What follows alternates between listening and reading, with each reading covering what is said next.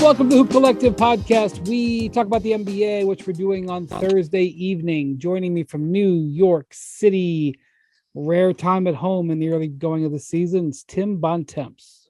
Howdy, guys. He came in like a firecracker there. Joining us from Memphis, Excited Tennessee, to talk about hoops. Memphis, Tennessee, where he's going to be at Friday's Grizzlies Wolves game, is MacMahon. Howdy, partners, and I do have a trademark on the word howdy when it comes to this podcast. Bontemps, use some Yankee word. Howdy, partners. Is there anything else that howdy, partners signifies other than this greeting on this show? There's a hit YouTube show by that name, hosted by me. Would you like to join sometime? We can talk offline and make arrangements. I don't know. You have to speak with my representatives. All right. We will be getting to. You're not kidding. Memphis. We will be getting to the people who book my schedule, which today was 7 different hits on 4 shows because we love the Lakers and Nets when they're in a mess. But we're not talking about that. We're going to start off talking about the Suns, although we will be getting to the game that MacMahon is going to cover on Friday because those two teams are two of the more interesting teams in the early going here.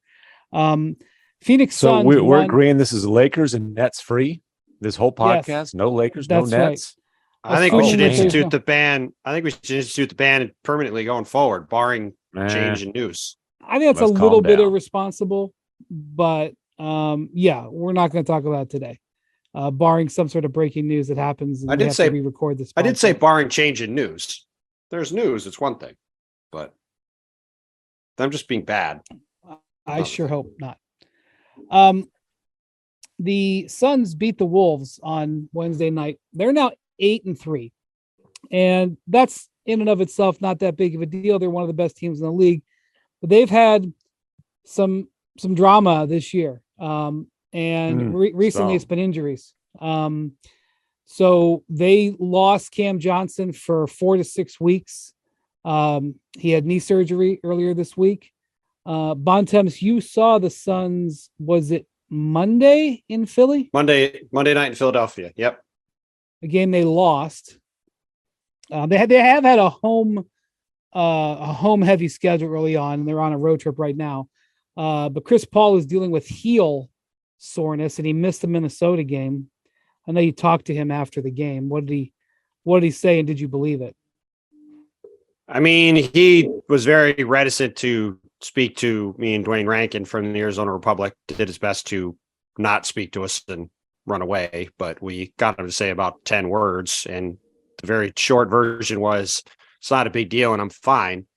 And he didn't play on Wednesday in Minnesota where they got slaughtered the Wolves, which we'll get to in a bit. But, I was looking even before that game and even watching that game. I mean, I think the Chris Paul situation in general, assuming his heel is not something serious, I think the Chris Paul situation is a problem for Phoenix this year. I mean, you look at his numbers across the board and, he's in his age 37 season.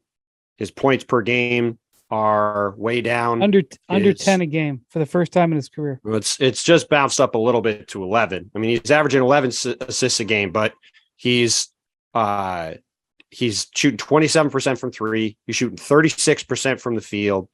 It seems pretty clear that he has lost a bit of a step. And for as good as the Suns have been early, and they've carried over, their regular season play from the last couple of seasons, I think we all would agree for them to be the team they want to be in the playoffs, they need the Chris Paul from the New Orleans series in the beginning of the Dallas series, and not the one that showed up was it game 3, MacMahon, when things went sideways in that pretty series? Much games 3 through 7. Right. So whatever happened from game 2 on has carried over basically into this year. And it again, heel issue aside, obviously if he's got a real injury, it's a problem. But even before that, he has not looked like, the guy who's going to play at the level they need him to. Well, the shooting is what's so remarkable because he's always been an efficient shooter. Mm-hmm. So he had that game in the playoffs last year where he went like 17 of 17. I was, Chris isn't always 100% truthful with the media. Is that a fair way to say? I would Yes. say it's accurate. But he was after every injury, I'm okay. I'm okay. His hamstring is like ripped into shreds in the Western Conference Finals. I'm okay. I'm okay. Right. He's got a wrap on his thumb. I'll be fine. He's out for 6 weeks. He went like 15 to 15 or 17, some crazy number in the closeout game. And I remember asking him, there was a shot at the end of a quarter where he passed it and another guy heaved it. And I said to him, boy, it's a good thing you didn't heave it, because then you ended up setting an NBA record. And he goes, he was good natured about it, but he was like, I would have taken that shot. I don't care if I'm 2 of 2 or 2 of 10. I'm always shooting. But anyway, just a couple other stats real quick, just to sort of back this up. His usage rate is down to 15%. League average is 20%. He was basically at 20% last year, and he's being assisted on way more shots than he was last year. I mean, he just looks like a guy who's gotten old. Well, the point is he's been very, very efficient. His last 3 years, sort of his late career renaissance, 49% last year, or 2 years ago, 50%, last year, 49%. So 37% so far. So the point is, though, Cam Johnson is hurt. Chris Paul is banged up and not having a good season. Jay Crowder is working out and posting videos from Atlanta. And they are 8-3. And we're talking about Chris Paul's struggles here out of the gate. It's not really the point I wanted to make about the Suns. The point I wanted to make about the Suns is the DNA of a highly competitive, highly focused team that impressed the heck out of so many people and really made them be considered a favorite, maybe not the favorite, but a favorite to win the whole thing last year after going to the finals 2 years ago, is representing itself. They are handling their injuries. Ayton was banged up a little bit, and he's come back. Mm-hmm. They are handling their injuries, and specifically Devin Booker is having a spectacular season.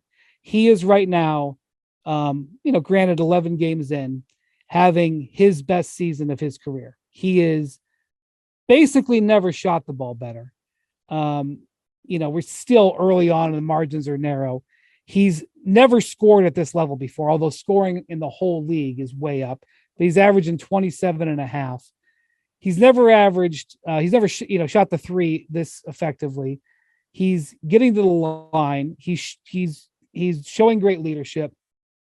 Mikal Bridges, who we were thinking was going to maybe take a little bit more of a step this year, is having a great season, and they're getting tremendous contributions and leadership from their whole roster. And so, while I don't know if their next few weeks will go great because they're dealing with so many injuries, I have been impressed with them and continue to be impressed with how they've handled some level of adversity this season, dating all the way back to training camp. I think that we focus too much on the teams that are underachieving. This is a team that, frankly, considering all of the things going on, may be slightly overachieving at this point. MacMahon. I mean, you say adversity going all the way back to training camp, adversity going all the way back to their meltdown in the playoffs and the contentious summer with two of their key players, DeAndre Ayton and Jay Crowder. I just don't understand the Jay Crowder situation. I actually was talking to an executive last night, and his point was like, why didn't they just say, hey, Jay, you and Cam Johnson are competing for the starting job going into camp, and then, move forward like that. Whatever. I don't understand that at all. I don't understand just letting him sit home when the guy who took his starting job is out for at least a month, if not longer. But I think at this point, it'd be hard to bring him back. By the way, from what I understand, Jay was like just not around all summer. So functionally, almost all their guys were there all summer. Obviously, some of them are leaving, going on vacation or whatever. They haven't seen Jay around Phoenix since May. So it'd be really hard to, I know that that's the logical thing. Oh, okay, bring him back in. But I think it's a little bit more complicated than that. I understand. I just don't understand the whole thing. But again, let's not. I have kind of expressed a lot of pessimism about the Suns all summer long. They have played great despite all the challenges, all the circumstances. I think your point about Booker is absolutely on the money. He's right there knocking on the door of superstar status. If you don't want to declare him a superstar already, and I think he's a Mikal Bridges, superstar. Bontemps, is he a superstar? I think he's got a super max. Yeah. I mean, look, he certainly is a borderline top 10 player at minimum. I mean, he's like MacMahon said. I mean, and he's been awesome to start the year. I saw him on Monday. I thought, even though they lost the game, he was fantastic in the game. He's the only reason it was competitive. He's been really, really good. Yeah, and I don't want to get bogged down in a discussion about the semantics of superstar. He's an all NBA caliber player, no question about that. He's a guy you're very happy that you have on a supermax, to your point. Yes. And then I think the point about Mikal Bridges taking a pretty significant step forward is crucial. You talked this summer about thinking that, hey, he's got more in him. There's more to Mikal Bridges' game than he's been able to show as a third or really a lot of times fourth option. And he's showing that. I mean, he's shooting the ball 59% from the floor. He's averaging 16 and change, a career high, shooting it well over 40% from three-point range. Obviously, one of the best wing defensive players. If they keep winning like this, he keeps producing like this, I think he's going to have at least a case to be made for him to be considered in the All-Star conversation.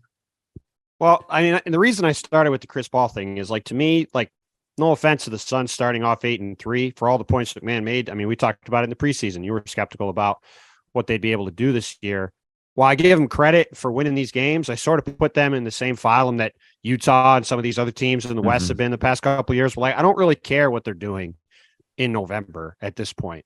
Like, let's see what it looks like when they get to April and May and June, because that's all they're focused on anyway. Like, obviously they're off to a better start than some of these other teams, the Warriors, the Clippers, some of these teams that have really stumbled out of the gate. But you just look at their roster and you have Jay Crowder who's just not there.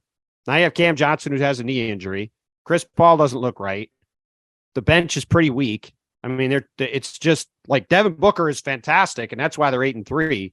But to me, just a lot has to change going forward if they want to get where they want to go. And after the way if Chris Paul is in bad shape, then they're going to be in trouble. That's true no matter what. Well, I know, but although when he missed games last year, they were still able to not just keep their heads above water, but win. But when he faded in that series in the second round, they didn't win.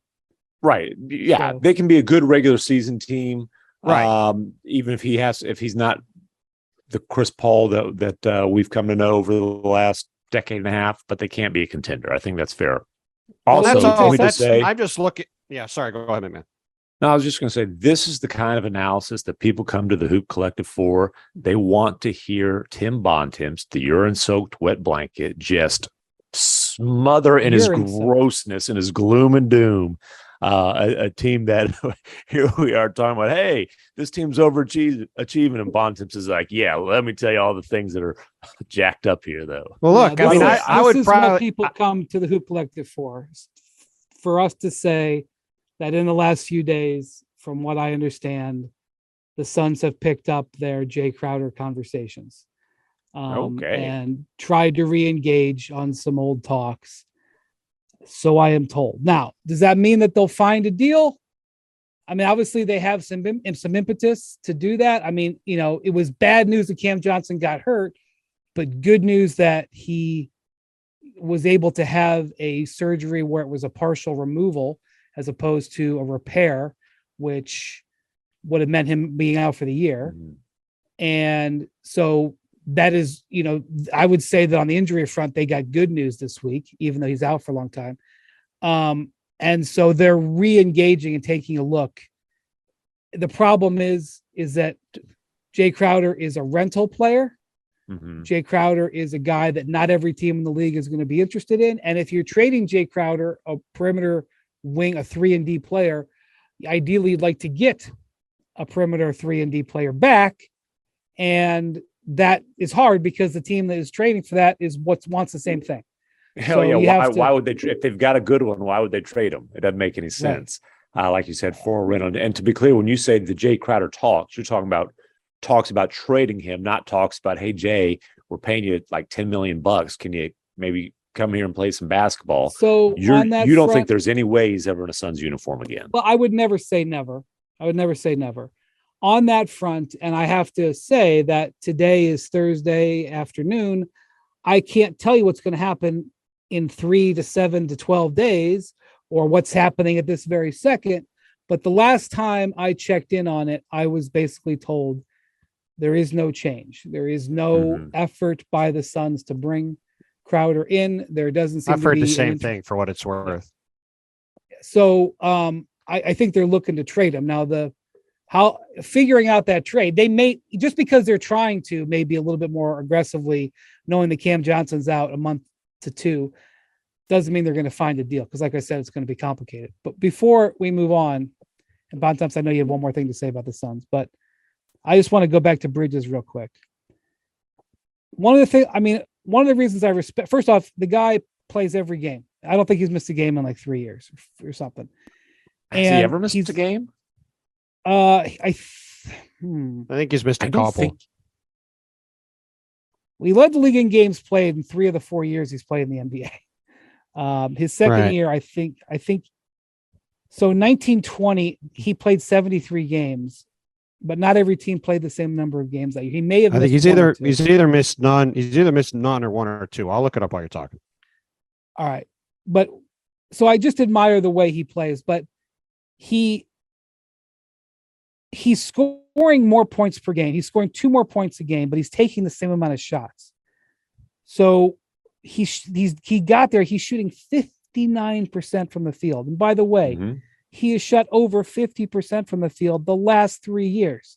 You know how hard it is to be a perimeter-based player in today's NBA and shoot over 50% from the field? It's not easy. Effective field goal percentage, okay, but he's shooting it even better. He's shooting 88%, 87, 89% from the free throw line.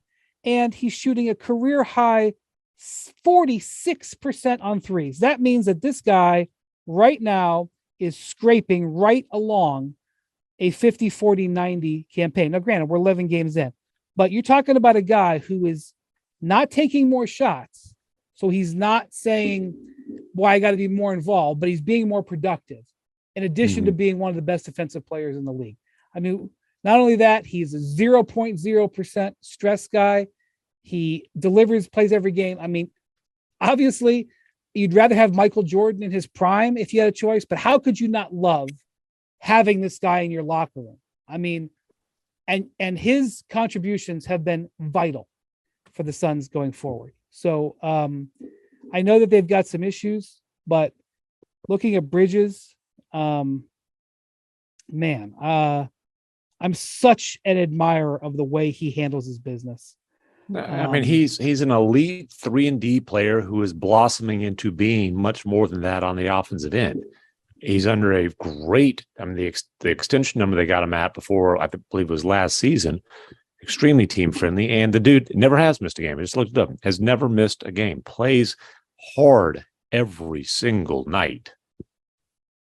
Yeah, look, I mean, he's awesome. And Devin Booker, to me, might be second to Giannis in MVP voting right now. Like he's been fantastic too. Well, you're going to get them Dallas folks all fussy with you. Well, look, I mean, there's a lot. Tatum has been awesome. Luka's been awesome. Booker's been awesome. I think you can. There's Giannis and then everybody else, but you know, like I said, it's not that I think the Suns have been great overall. I just am looking ahead to the spring because I expect them to be there. So that's just watching them the other day. You know, you like Monty Williams is talking about Jock Landale starting at power forward. Like, you know, they just don't. Their bench is just not very deep, and it's one of the things that caught up with them last year in the playoffs. You know, you talk a big man about why isn't Jay Crowder back? Like, you know, Monty Williams is a guy who like believes in good vibes around the team and wanting the mood to be upbeat, and they really like where they were at last year. They didn't make any trades at the deadline, and you could see that come back and bite them a little bit in the playoffs. They traded for Torrey Craig at the deadline. I meant more in terms of getting another guard in the backcourt, and that they didn't do that, and that ended up biting them when they didn't have enough scoring punch in the playoffs. And I think this is a similar thing. Some teams might look at this and say, "Hey, we need to bring Jay Crowder back." I don't think that's how Monty Williams is wired. And the only other thing I'd say is just to follow up on your point about talks re-engaging. I'm not sure they ever really stopped doing it. I just think to your point, I just don't think there's a lot of options for them in terms of finding a trade for him. And I just don't really know when that situation is going to change, because like you said, they're in a difficult spot because they're trying to trade him and get back players that can help him win. There's a lot of teams around the league that are trying to win right now. Yeah. So the teams that I've heard that they've talked to, and I'm not going to say who, and I'm not going to say for what players, but I will say the trades that I have heard floated to me are like where they would trade Jay Crowder for multiple players, some of them younger. And they're just maybe not in theory as good as Jay Crowder, although maybe the combination of those two players that they might ask for would help, but I don't know. It's a hard trade. Devin Booker last night, this is according to Dane Moore, who covers the Timberwolves, late in the game when they were finishing off an evisceration of the Timberwolves. Devin Booker yelled at the Wolves bench, quote, "We play team basketball. We share the ball." Which it's very hard not to love Devin Booker and how he approaches everything. I'll say that. He just he chirps a lot. He does chirp a lot. It's entertaining. This is pretty he's harsh, fun on every level. Chirping right here. I just like how he handles his business. He's kind of like he's louder. He's a little bit more active in that regard than Bridges. But the point is, he was taking some shots at the Wolves, and Wolves not inaccurately. Yeah, Wolves have been one of the most disappointing teams. They're 5-7. And they've played almost all their games at home. Out of these first 12 games, they played 9 of them at home. I do think, though, we have to acknowledge, like, it was outstanding sportsmanship by D'Angelo Russell. His tribute to Chris Paul. Hey, Chris, you're hurt. You can't play. I'm going to sit out this possession in tribute to you. We won't have a point guard on the floor either. That was really sweet. And then the Wolves went with that box and none defense. I mean, that was just a great moment. Yeah. So what he's referring to, if you didn't see it, against the Suns, the Wolves had a free throw, and D'Angelo thought he was going in for the shooter, I think, but he wasn't. The guy who he was going in for was Taurean Prince, who had already sat down, and he didn't go in. And the Wolves played like a possession with only 4 defenders. Now, Russell came running into the game. Are you allowed to run into the game from the sideline? I don't know. Also, if we're being real honest, D'Angelo Russell sitting at the scorer's table, confused, versus D'Angelo Russell in the game, the defensive impact is not that different. Oh, dear. Well, look, I suppose it could have happened. It just was like a mistake. But considering the way the Wolves have played, it's being used as indicative of them being in the clouds. Well, they've had a lot of these moments. They've had a lot of little trending moments on Twitter, little clips that trended. None of them are good. The Anthony Edwards standing with his hands on his hips, just basically all he might as well take out a billboard and say, "I'm bored because I don't have the ball." Just to be clear, in case people didn't see it, he had his hands on his hips and stood on the wing for an entire offensive possession and just watched the other guys on the court. In a late game after timeout play where they needed a basket. Yeah, and I talked to a coach who played them recently, and they mentioned as much as obviously they're still trying to figure out spacing and some X's and O's things with Gobert and Towns, and Ant has made it clear, it's so clogged up in there and all that sort of stuff. They're still trying to figure all it out. But this coach said their biggest problems are interpersonal, and he mentioned hey, when we were switching everything and they would dump the ball down to Cat because there's a guard on him, he basically said Ant checked out. Like this is the extreme version of Ant checking out, like making sure everybody in the world knew he was checked out. But he said that's something that's been happening. It's a team that lacks leadership. It's a team that lacks maturity, and they better grow up fast and find a direction. So I'm going to read just some stats here. This is Anthony Edwards last year in that wild and crazy series against the Grizzlies. That 6-game series, the Grizzlies won 4-2.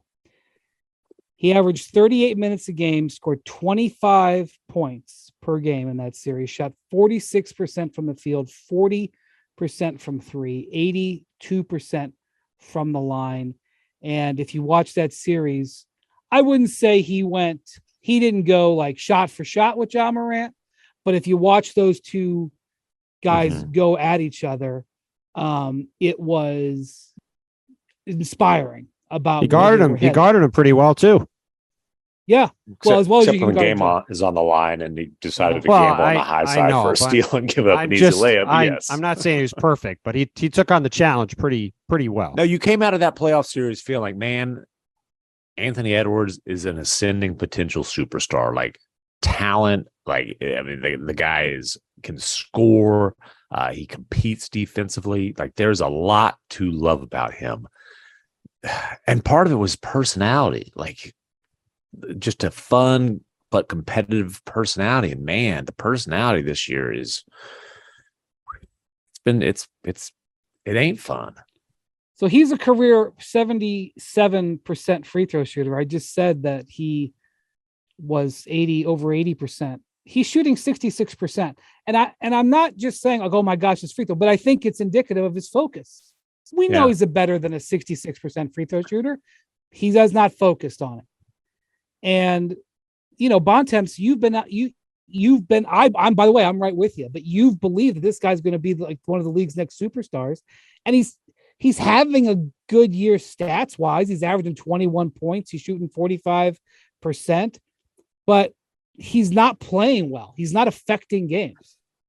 No, I mean, like you said, you came off of last year. I mean, I don't know if I'd quite say he was going to be an MVP caliber guy, but like you said, MacMahon, you said it perfectly. You watch that playoff series and you think, all right, this guy is an ascending player. And this is the guy that this team is going to be hitching its wagon to going forward. And MacMahon summed it up perfectly earlier. The vibes around this team are just awful. Like, all you hear from people who've been around them is that it does not seem good. You watch them in games, it doesn't look good. Then you look at the numbers. They have one lineup that's played heavy minutes together. It's their starting five. They're -6. They're scoring under 100 points per 100 possessions, which in today's NBA is dreadful. In particular, there's just basically nothing that's gone right. And look, they've played the first several games of the season. They've already played San Antonio 3 times. They've played Oklahoma City twice. Their wins are against Houston, San Antonio, OKC twice. Should I look and the up Lakers. their strength of schedule?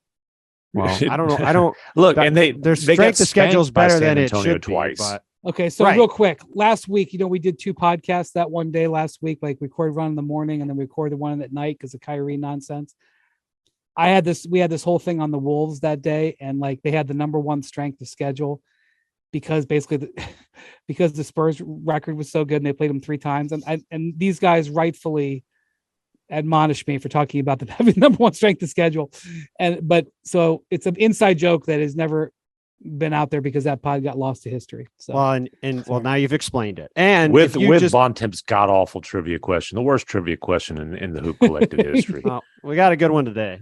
When you look at where this team is headed, I mean, this was a team that was supposed to be winning right now. Like, we all thought they were going to be good in the regular season. And yeah, they gave up 4 picks plus the guy they just drafted plus 3 rotation players to make a win now trade. That's right. And they're not winning now, and it doesn't look good.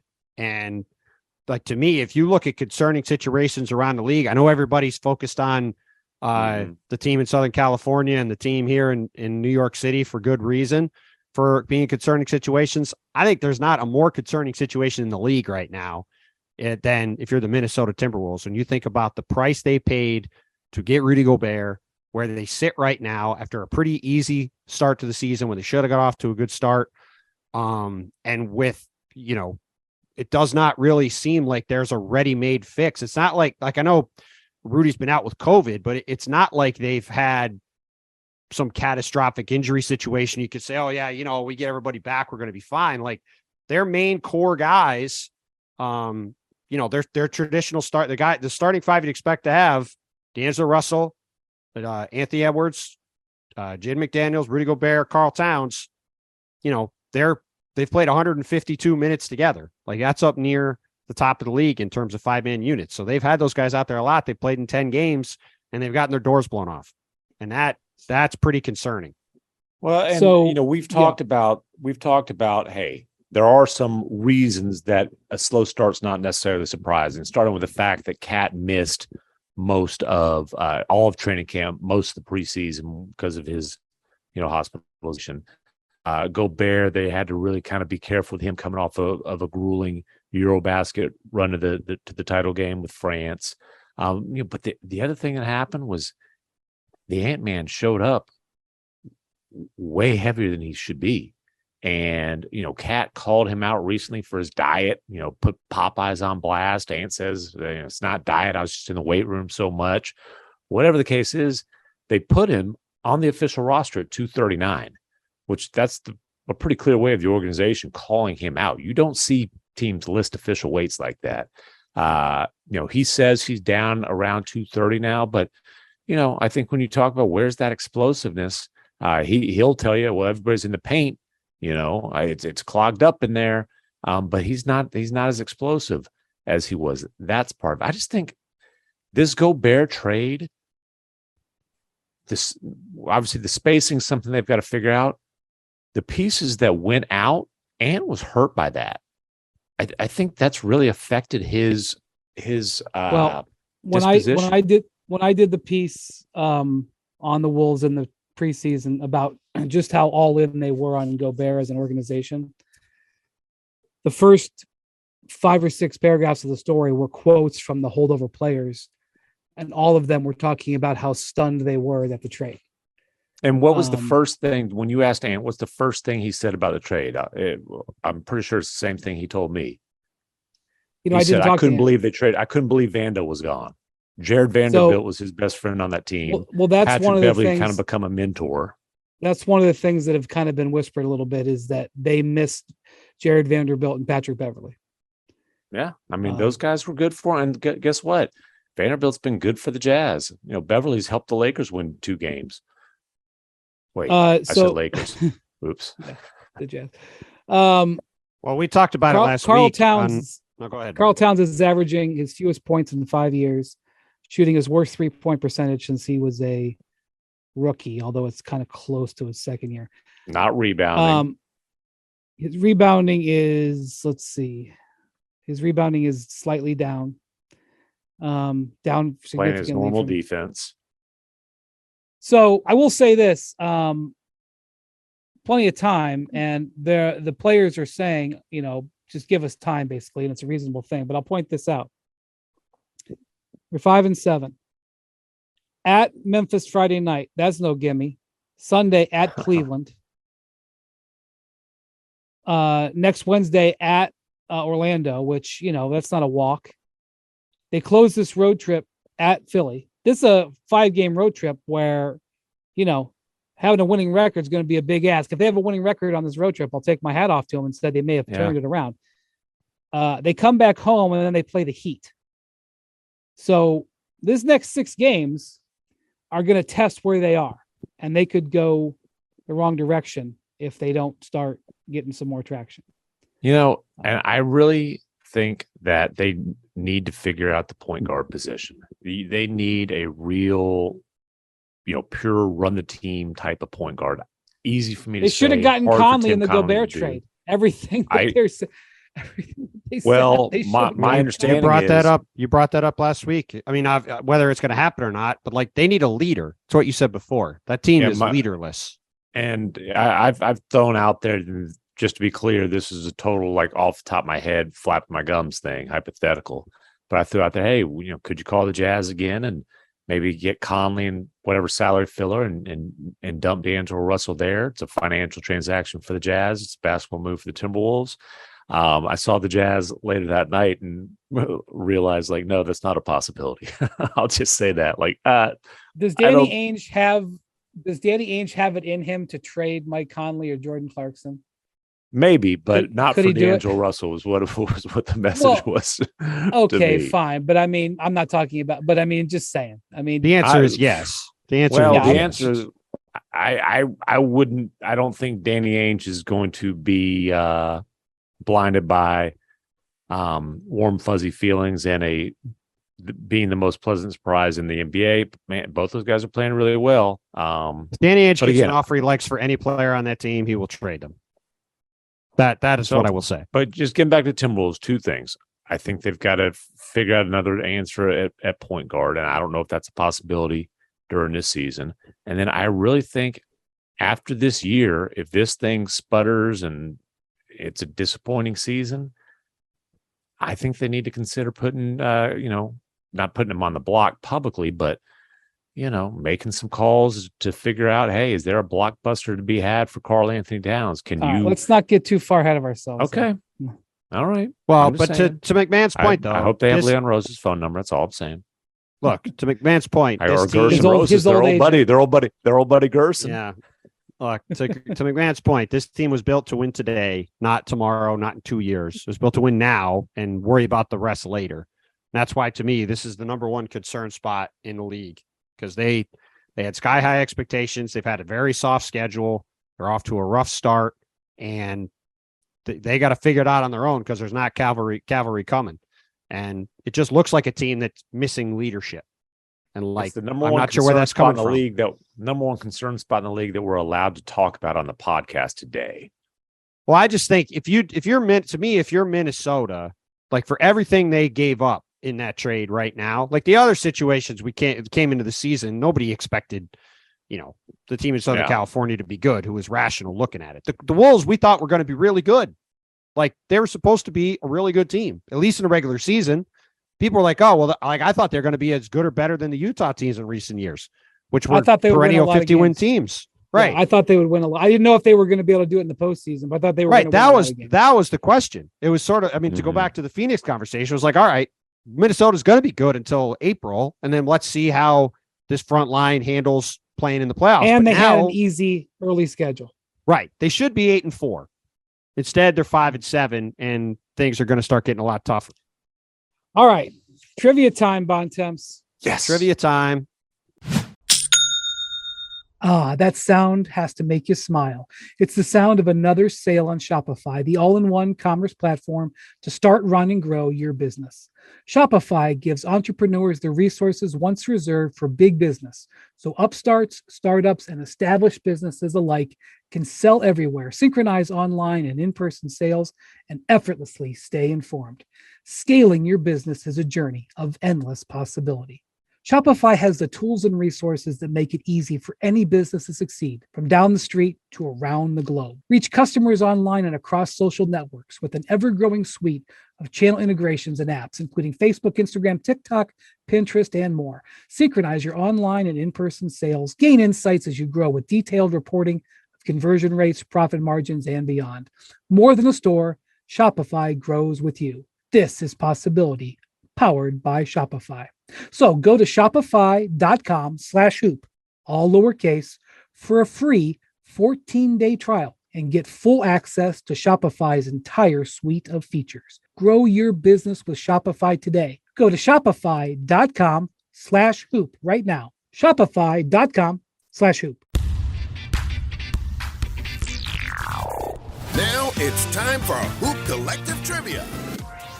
So, there was some news about a guy on the Lakers, LeBron James, today, who's out for some period of time with a violation. Well, I'm getting to it because I looked it up as a result because I was thinking about it. This is your preamble. This is about the trivia question. So he was your you broke up there. That was I wanted to make sure you got your preamble line off. That's an inside little joke. This is your preamble. Well, LeBron is approaching Kareem Abdul-Jabbar for the most minutes in NBA history played. So among active players, who are the other players in the top 10 in active minutes played?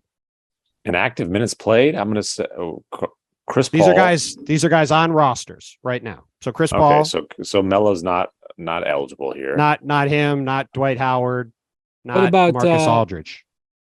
What about Russell Westbrook? Russell Westbrook is on the list. Chris Paul's not? No, Chris Paul is. Okay, so there was two of them, right? Yeah. I thought this was a good trivia question. It is a good trivia question. There's gonna be some that I think you're gonna struggle to get. Derrick Rose, or has he been too injured? Derrick Rose is not close. Wait, I thought we've already answered it. No, I said the top 10. Oh, top 10? Hell, how much time do you think we have on this podcast? You have 2 minutes to make guesses, I would think. You'd spend more time complaining than making guesses. The top 10. Again, if I said the top 3, you could just name 2 players and be done. Yes, James Harden is one of them. He is Kevin Durant. Paul George. Is Kevin Durant on there?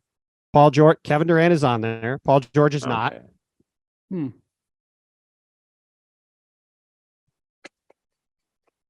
I'm trying to think of old. Oh, yeah, Udonis Haslam's not on there. He didn't play minutes back in the day. So this was funny. I looked this up. Udonis Haslam has played almost the exact same number of minutes as Giannis, who was 15 years younger than him.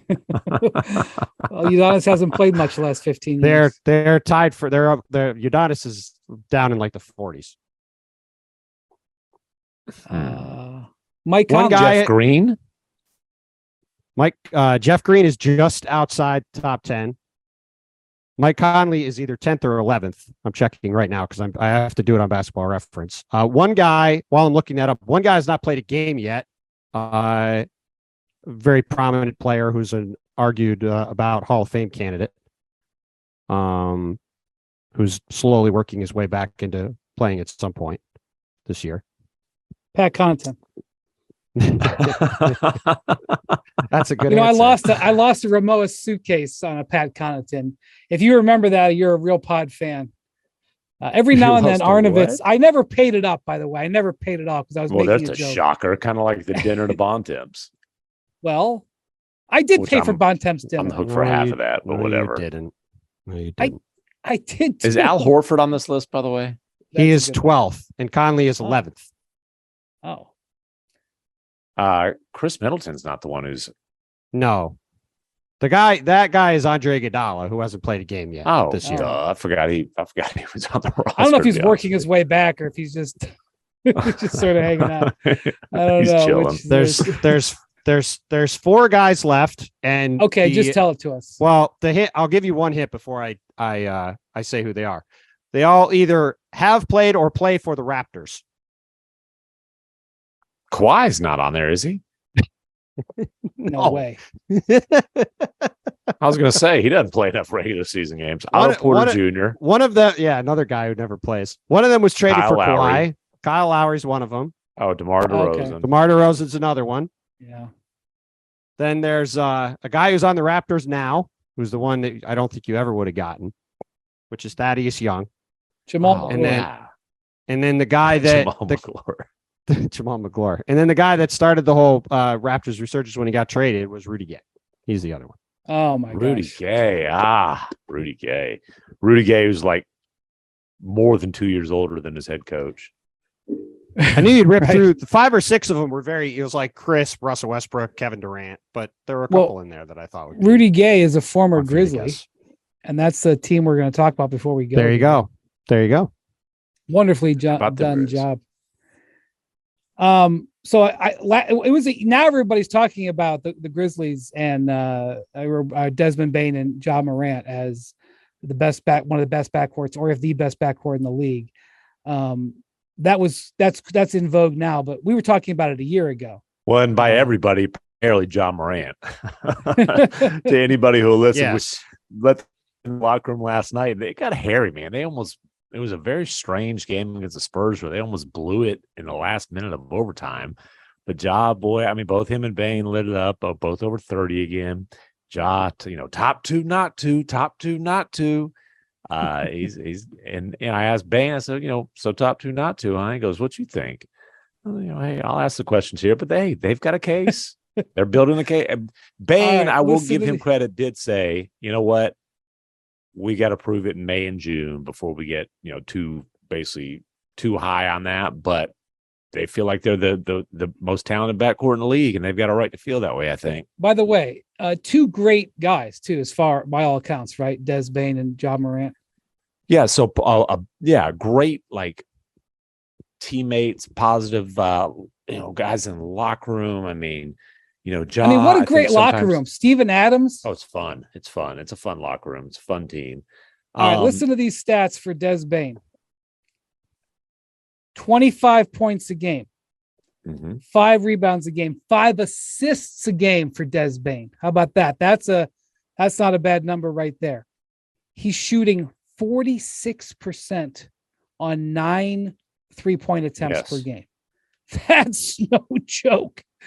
I don't think Steph Curry's ever shot that high of a percentage on that many attempts a game. Well, Curry's topped out 44% or so. Yeah, you can argue that Desmond Bane is the most devastating 3-point weapon in the league, aside from Steph Curry right now. Steph still puts up such a crazy volume, but Bane is such a great developmental success story. And when he's the last pick of his draft, of the first round in his draft class, acquired to take on Enes Kanter's contract from the Celtics. Yeah, and they buy the pick, and plug him in. And look, he was a really nice 3-and-D type of guy as a rookie, but purely a catch and shoot guy. Over 80% of his 3-point shots came catch and shoot. He takes more threes off the dribble now than he does catch and shoot. He shoots it better off the dribble now than he does catch and shoot. Already this season, he's played 11 games. He's taken more off dribble threes than he did in his entire rookie year. And they sent him to, he was a big time contributor as a rookie.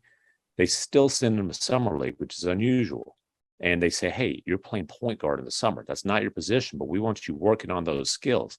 That helps him take the kind of a leap to where Ja Morant got most improved player, but he's like, dude, Des, here's the trophy. You deserve this more than I do. And then, we talked about it coming in the season. He slimmed down. He felt like he got a little too bulky last year, 235, 240. His back acted up during the playoffs, and I need to slim down. He came in about in the mid 220s. He's quicker, and I talked to him yesterday. The primary focus of his off season in terms of on the floor was just continuing to be able to create off the dribble, and it's creating threes. It's getting downhill. It's the playmaking. And I get why he went as late as he did in the draft. The wingspan thing, that teams care about wingspan. And I'm not going to say it's not a factor. If he had longer longer he's a little older too, right? Didn't he? Well, he was a 4-year college player who's a short 2 guard with short arms. Right. So he dropped in the draft. Right. Short arms get those threes off nicely. Sure do. Now, I think you do see it show up. He's shooting 50% around the rim right now. A ton of attempts. He's getting in there. I think if he had longer arms, he'd be a better finisher. I think he'd get more deflection, all those kind of things. But he's obviously still a hell of a player, and as John Morant said, is having an all-star season at this point. The 4-year thing, though, is what is really interesting, because the thing was, 4-year guy, not a lot of upside. Nobody has improved as much over the last 2 years as Desmond Bane. Yep. So, and the Grizzlies, to their credit, they looked at that and they said, this guy got better significantly every single year that he was at TCU. We expect that to continue, and it has. Well, and they what if he wins most improved this year? What if he's in the conversation? He's got a real shot at it. Look, his last year at TCU, his sophomore, junior years, he averaged around 2.5 assists a game, and his senior year, he averaged 3.9, just under 4. And I know the Grizzlies looked at that and were like, this is a guy who, to MacMahon's point, is capable of doing some stuff with the ball. And like you said, him going back and playing in summer league last year and running point for them and developing that, you've seen the natural progression of that going forward. And for them, when they get in the playoffs, again, like for as great as Ja is, like you need to have other people on the court who can attack the defense and create plays and make plays for other people. And now if you've got him averaging, 4, 5, 6 assists a game, that stat line you listed off, Brian, is right around where Devin Booker's at. I mean, Booker's averaging a little more points per game, but like that's a big time line. And you line up those numbers across the board. Like that's clearly elite numbers at the shooting guard spot and gives them the kind of secondary creator they really need to be a real threat. Let me give you another one. Ja Morant. Now 11 games. You're going to this one. Mm-hmm. Ja Morant from 3-point range, gentlemen. 45% on 5 attempts a game so far, averaging 29 points. Right. And, it is small. That's splash size. blether. That's splash blether bleep we're talking about here, guys. You just blew out everybody's eardrums with that one. That's okay. Not on the attempts, but here's on the, he's still like, it's not splash brother attempts, but the percentage obviously is insane. And that was maybe not by today's standards, but I'm gonna go back in the day. Like when they got the nickname Splash Brothers, they weren't averaging 20 attempts a game. They were averaging like 12, 13. If Ja Morant is going to take 5 threes a game, and he's going to shoot, he's not going to shoot 45 for the year, probably. Let's just say he shoots. I was going to say, let's say 37, 38%. Yeah. If he settles in at that with his speed, and he becomes a guy you really have to respect that 3-point shot. And again, if you've got Desmond Bane creating shots, I don't have his catch and shoot numbers in front of me. I would guess he's getting more catch and shoot threes than he did in the past. I would guess. And either way, and I'd have to look that up. But what's interesting is where he really, yes, he needs to be able to catch and shoot. But the two things that he's really, I think, doing well are, you want to go under the screen and give me one where I can just walk right into it. Okay, I'm going to knock that down, and that's no longer going to be a defensive tactic that you can use. It's either, not even necessarily fast break, but, pushing it up the floor. You just want to think you can, sprint back to the paint, because he's obviously one of the most devastating paint attackers that we've ever seen. Let me just walk into this wide open 3-pointer and knock that down. If he's able to do that, God, he's just so explosive. Now, we're raving all about these guys. The Grizzlies have stunk the joint up defensively this year. There you go. So fly in the ointment. 24th in defense, and they're not even really close to 23rd. Yeah, and Ja's a bullseye. Ja's a straight up bullseye. He has, I've said it, the most spectacular defensive highlight reel of a bad defender in NBA history, because he does get some chase down blocks that just like, he sure does make you laugh out loud and gasp and all that kind of stuff. But like there was a possession last night. He got mismatched, and it was Keldon Johnson, who didn't play well, but is a really nice young player. And Pop basically, Keldon points to the block, and he just goes down there and bullies him. And Ja's, he's 6'3", 174. And the effort comes and goes on that end. But the good news for the Grizzlies defensively is Jaren Jackson Jr. is, as Taylor Jenkins says, it's still baby steps, but the baby steps have progressed to he's playing 5-on-5 now, right?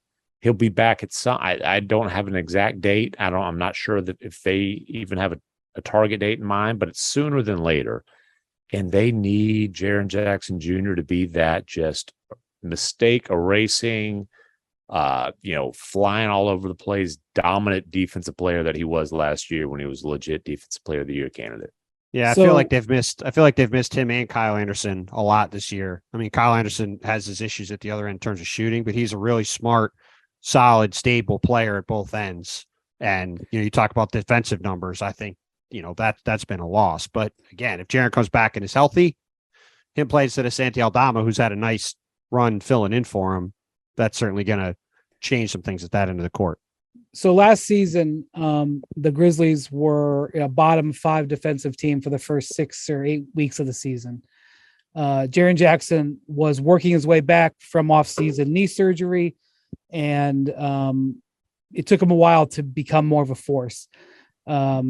Once he got his legs up underneath him last year, he helped the Grizzlies soar all the way to 6th in defense by the end of last season, which is why they were the number 2 seed. We know they can score. They got there by their defense. So Jaren Jackson coming back is a factor for sure when he gets his legs underneath him as well. But Zaire they do Williams need at some point too. He hasn't played yet this season because That's of a knee issue, and he's one of their better defenders. By the Yeah. way, they do really, really like this rookie first round pick, Jake LaRavia, who also is just shooting. I mean, shooting the lights out. Might be the most pale complexion gentleman in the NBA. That's because the man is not sunbathing. He's in the gym shooting, and you can see that paying off. Yeah, let me take a look at their over because so Des Bain is second in the league in 3-pointers made as of this moment to Steph. He's 9 behind Steph. The Grizzlies are in 3-point percentage 6th in the league, and that's a remarked improvement and a marked weapon considering they got one of the best paint attackers in there. So that's definitely, again, we'll see where it ends up. Let me see where they were last year. They were 17th last year. So that move is potentially huge, especially in the modern NBA. Real quick, when we talk about the ceiling of this team, obviously we just talked about how much they need Jaren Jackson Jr. to make a difference defensively.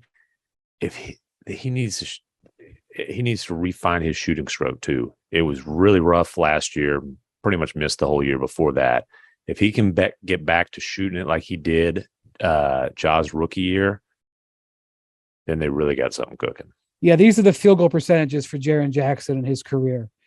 He's played 4 seasons: 51, 47, 42, 41. Yeah, and look at usually the you see it go the 3-point percentages. You not good. Last year he shot 32, but the year before was 28. Yeah, the year before that was what, like 38 or so? He's 30. Started out. Yeah, good point. 36. So that's what I'm saying. If he can get back to being that guy, then the year he shot 39%, he took 7 a game. Right. Yeah. So they needed to get back with Ja, and it looked like it was a perfect. He looked like a perfect complementary piece to Ja that year. That's a big swing thing for them. He needs to be able to shoot it. No question. It's a big swing for them going forward. I was just thinking about it while we were having this conversation. As of right now, who would you pick to come out of the West as of today? It's a hell of a question. I mean, I had the Warriors going into this season, and the Warriors starting 5 is still really good. A bit of a struggle. And there's the Warriors starting 5 is putting up. I'm sort of tempted to pick Golden State because their starting 5 is like plus 27 per 100 possessions, and I think you can figure out a bench. But I was just thinking about it. Like I don't have a good feel for who I would pick. Like it's really wide open. Like all these teams, I'm going to be at Celtics, Denver and Boston tomorrow. Denver is certainly off to a good start. Dallas Denver, by the way, is good. leading the league in 3-point shooting percentage. Yeah, their starting lineup has been gangbusters too. Yeah. And if finally we're healthy. talking about in the West, MacMahon just got drunk. Like, dude, what? Is my little internet issues popping up? You're back. It just cut out at a perfect time. So you sounded like you were 12 pops in. I got something to say. He went to BB King's and it all just hit him at once. I think that's our cue that we need to wrap her up. Thank you to our producer, Jackson Agello. By the way, Jackson gave me a stat mid with you the podcast that Mikal Bridges. I'm back, baby. Mikal Bridges never missed a game at Villanova either. So I wanted to give Jackson that. Thank you, Jackson. Thank you to our listeners. We've wrapped our first 3-a-week pod. I can't believe I agreed to this, guys. Might be checking into the old asylum in about another month or so. But I can't believe Bontemps and I are still banished to just the weekend. I mean, good Lord, no appreciation for the real stars here. Well, we'll see. Last week I should have. When you talk about people who aren't happy with their roles, we need more touches, Bontemps. Come on, man. Well, we did do 3 last week. We just had to throw one away. So it was good preparation for it. All right. Thanks for listening to the Hoop Collective. We'll talk to you next week. Adios, amigos.